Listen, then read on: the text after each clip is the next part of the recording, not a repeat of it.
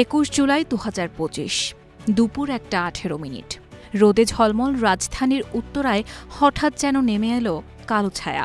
বাংলাদেশ বিমান বাহিনীর একটি প্রশিক্ষণ বিমান বিধ্বস্ত হয়ে মাইলস্টোন স্কুল অ্যান্ড কলেজের ওপর আছড়ে পড়ে। একটি শান্ত দুপুর মুহূর্তেই পরিণত হল বিভীষিকাময় এক ট্র্যাজেডিতে। ধ্বংসস্তূপ, আগুন আর কান্নায় ভরে উঠল সেই বাগান, যেখানে গড়ে উঠেছিল আগামীর ভবিষ্যৎ। ১.৫ শতাধিক আহত। মঙ্গলবার সকাল পর্যন্ত প্রাণ হারিয়েছেন অন্তত ২৭ জন শিক্ষক ও শিক্ষার্থী।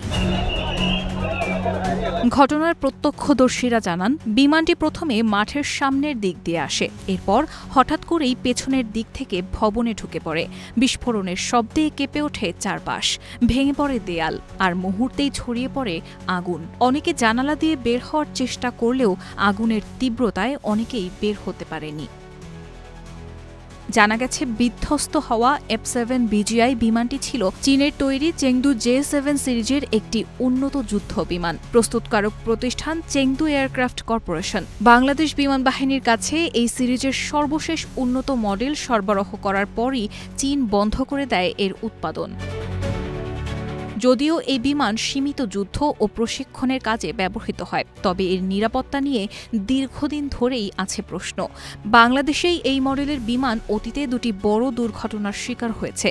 ২০১৮ সালের নভেম্বরে টাঙ্গাইলের মধুপুরে ফায়ারিং রেঞ্জে বিধ্বস্ত হয়ে নিহত হন উইং কমান্ডার আরিফ আহমেদ দীপু।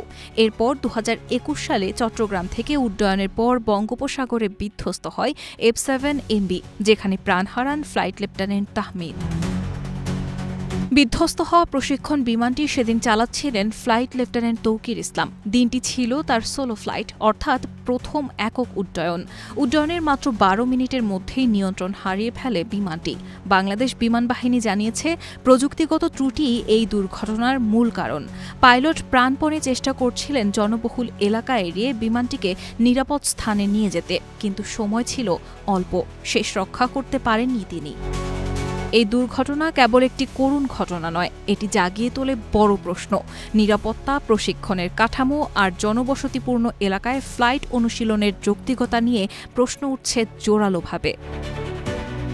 উত্তরায় বিস্ফোরণের সেই বিকট শব্দ হয়তো থেমে গেছে, কিন্তু মাইলস্টোন কলেজের পোড়া দেয়ালে, শিশুদের চোখে, অভিভাবকের কণ্ঠে থেকে গেছে এক অনন্ত আতঙ্কের ছাপ। তৈরি হয়েছে প্রিয়জন হারানোর অপূরণীয় শূন্যতা।